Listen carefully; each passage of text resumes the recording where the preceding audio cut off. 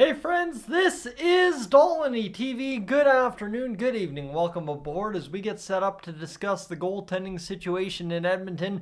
Stuart Skinner looking all that more human once again in the Oilers' crease. And a lot of chatter about potentially what's going on there within the pipes in Edmonton over the past few games since the winning streak has come to an end. So we'll discuss that and more here in a matter of moments, friends. But today, normally I'd ask you to hit that subscribe button. But what I'm going to ask you to do instead, if you like what kind of goaltending we've gotten since bringing up Calvin Pickard, that split between both Stuart Skinner and Pickard himself, leave a like on the video. Let me know. Send me a comment in the comment section. Let's boost the positivity here today, because this is the angle I'm taking on it for the Edmonton Oilers today. Is quite simply, there's a lot of positives this season in the crease compared to even at the start of the year, right? The Oilers were struggling way back when to get decent goaltending under Stuart Skinner and Jack Campbell to start the year. Some might say Jack Campbell's the one that inevitably falls on the sword there for the Oilers, and it's Calvin Pickard that comes up. And me personally, I'm sitting here saying, my goodness, the Oilers are doomed if we think Calvin Pickard is the long-term, this season, playoff solution for the Edmonton Oilers. Well, sometimes you say negative things and hope that positive things instead happen, and that has been the case in the 10 games Calvin Pickard has seen for the Edmonton Oilers this season. He has, in essence, really been a key piece of the turnaround the Oilers have had to this point of the season. We're less than 10 days away from March. We're less than 18, 19, whatever it is, days away from the trade deadline. And the Oilers' biggest weakness is no longer goaltending. I start off by saying Stuart Skinner is looking all that much more human again. Well, fair enough, right? That's going to happen. Goalies are always going to have some waves in their game, right?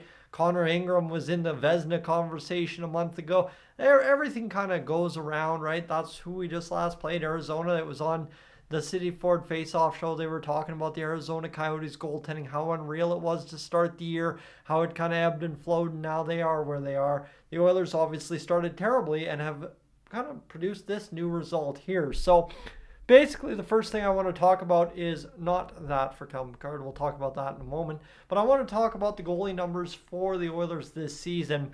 Stuart Skinner, to this point, has played a lot of hockey, right? And in all appearances, the Oilers have a grand total of 54 appearances for their NHL goaltenders this season, okay? The Oilers obviously haven't played 54 games, but they have 54 goalie appearances. In that, you have a guy that's played 39 of those 54 appearances. That is quite a heavy workload. Stuart Skinner, despite that, I think he's a goalie that will always thrive with at least 60% of the goalie shared games started, games played, whatever. He's 25, 12, and 1 with 97 goals against, a 257 goals against average, and a 906 save percentage. So you want to tell me he's had a very rough stretch coming out of the win streak. The Oilers kind of not playing great on PK, not defensively either. And Stuart Skinner's numbers still look like that, and we're worried about him being human. Well, I mean, if he's human, those numbers are still going to be comparable to last year. But in this, we find a storyline here where there is cause for concern for overwork. We know there's a history there, seeing what happened with Skinner last season going through the playoffs, and even all the way back to 16-17 when we saw Cam Talbot kind of just fizzle out in the playoffs as well. So with a 248 goals against average and a 910 save percentage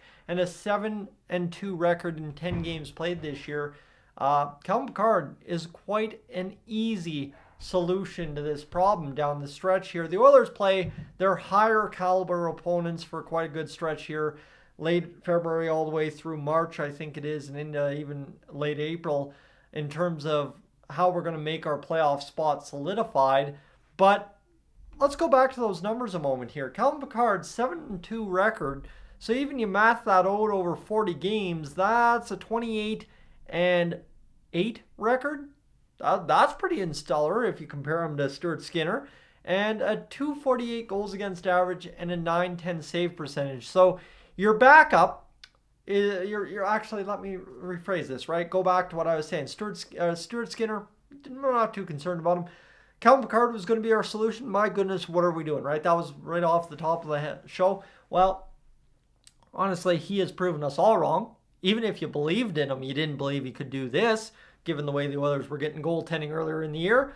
9-10. That's pretty good save percentage for a backup, third string especially, and 248 goals against average. So your third string entering this season, your third string last year that didn't see a game in the NHL. In fact, an E-Bug saw time in the NHL over Calvin Pickard last year. Well, let's just do the math here. He is your best goalie based on numbers over at least 10 appearances. That's pretty incredible. And I mean, Jack Campbell could have a pretty crazy next 5 games in an Oilers uniform if he were to play this season and still not be able to come close to what Calvin Pickard has put up through those 10 games, because simply put, Jack Campbell would still have more losses. Sorry to say. And even if he figured out the goals against, he'd have to pretty much only give up 4 goals in 5 games. And I love Stewie and I love Cal as well, but I'm going to tell you, none of the Oilers' 3 goaltenders at the NHL level this season are capable of playing 1 goal and a shutout hockey over the span of 5 games on a consistent or needed to basis. So there you have it. That's kind of the analysis I'd give you. So we look at this, the goalie numbers that I flashed earlier there for Calvin Pickard, who, friends, look at these numbers. Just go year by year, go situation by situation, games played versus record, everything all told. Calvin Pickard, yes, he had some very good games as a member of the Colorado Avalanche back in 14-15 and 15-16.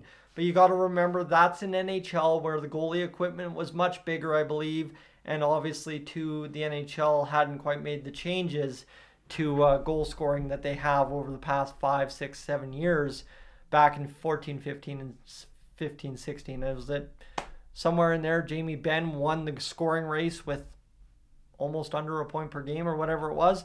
Weird times, I know. Seems like a lifetime ago.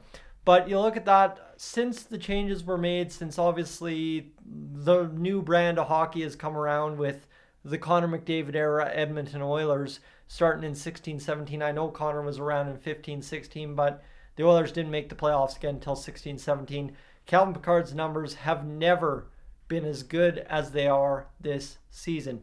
And even despite very good numbers in Colorado, and this is just an indictment of how bad Colorado was for a couple of years there maybe, despite very good numbers in Colorado early on in his career, it still wasn't good enough to warrant a winning record at any point in his Colorado career, his Toronto career, even in Philly, where he won 4 games, he was still even in the loss category. You look at Arizona that year, 4 losses. You look at Detroit, 2 losses. You look at Detroit the next year, 2-1-1, which is technically 2-2-0 if you want to look wins losses straight up, and 1-1 in 3 games played in Detroit, and then spent 22-23 outside of the NHL in the minors in Bakersfield. Comes into the NHL this year as a 31-year-old journeyman. That's the beauty. I love being able to use that term, especially when a guy like that's having success. But Calvin Pickard comes in here, has success at the NHL level, has solidified a goaltending tandem with Stuart Skinner, who's having a better than last year, which he had a pretty good year last year too. And now you're looking at this situation. He's 7-2-0, 248 goals against average, 9-10 save percentage. And even for myself personally, when I thought I don't like relying on Calvin Pickard to be the savior of our season or the guy that gets us through the playoffs if Stewie goes down, here's what I will tell you. We've got pretty much just over 2 weeks till the trade deadline. I guess you're wondering where this meandering, all this stat talk is going. For the Oilers, you got to rely on Cal Pickard, whether it be until the trade deadline when you get another goalie, if that's what we're doing, or all the way until the end of the season. Friends, Stuart Skinner, I want him to go out there and win us a Stanley Cup this year. And the only way for Stuart Skinner to win us a Stanley Cup is for Calvin Pickard to help us win a Stanley Cup along the way. I mean, 10 games played. This is the guy that yesterday I was having a conversation. Who's making these decisions, right? He gets the start against Dallas, wins that hockey game. The next game's in Mullet Arena against the Arizona Coyotes. And for some reason, we're throwing Stewie back in there, and Stewie has a rough looking game. That's tough. That hurts. Because that is a game that Stewie should not be getting, period. That's a game that Calvin Pickard should be going back to back with a day's rest.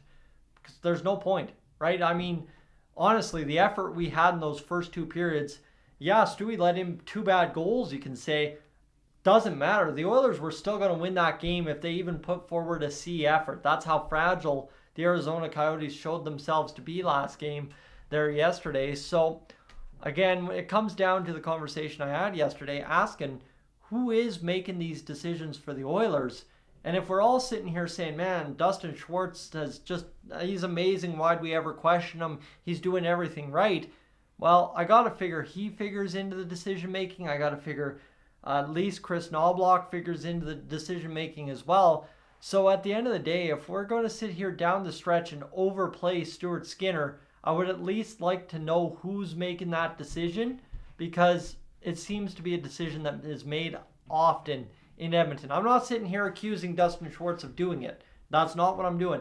I'm asking the question, who's doing it and why, and simply saying that for us to win a Stanley Cup, we got to rest Stewie down the stretch here and allow a good third string goalie who's having a hot year, his best year in a long time, if at all ever. You got to let him run. He's only 31. He can win you some games. I don't know why the Oilers wouldn't play him at least 2-2 with Stewie down the stretch here. You know what? If Calvin Pickard keeps giving you wins, right? He's won 6 games in a row, I believe now. He keeps giving you wins. You keep going to him, right? I think you don't punish Stewie for a bad game in Arizona by any means, but you go out there and you say, hey, dude, you've done a lot of the heavy lifting for us. Thank you. Rest up. Right, this is a guy that was an all-star last year in Skinner. This is a guy that played 2 rounds of the playoffs for the Oilers and kept getting turned back to no matter what. You got to say at some point, dude, rest up. Take a few days. Enjoy the family. Enjoy the time. And just take a relaxed approach coming to the rink here. And just allow a guy who has absolutely proved every doubter, myself included, wrong in Calvin Pickard, and let him go out there and just win you some hockey games. End of the day, the Oilers goaltending tandem, this seems weird after everything that's happened with Jack Campbell and Stewie Skinner over the past 2 years. The Oilers goaltending tandem is good enough, no matter who's in net, night in, night out, to win a hockey game, given the way this team's capable of playing, given the power this team has offensively, and given the fact that even when we're down and out after 2, we're going to show up in the third and stomp ya. I don't care who's in net, but it's got to be Calvin Pickard a little bit more often here for the Edmonton Oilers going forward. So that's really the breakdown I can give you, friends. It's just the Edmonton Oilers need to do this for us, the fan sanity, and for their own well-being moving down the stretch and into the playoffs. Because if you want Stuart Skinner to be your man in the playoffs, I want to see him rested, I want to see him raring to go, and I want to see him succeed on the way to a Stanley Cup in the year 2024. Friends, I'm Tyson, this is Dolynny TV. Thank you so much for being aboard for the ride. It was a long one today. Haven't done one of those in a while. Promise a short one sometime here soon. I am up on out of here.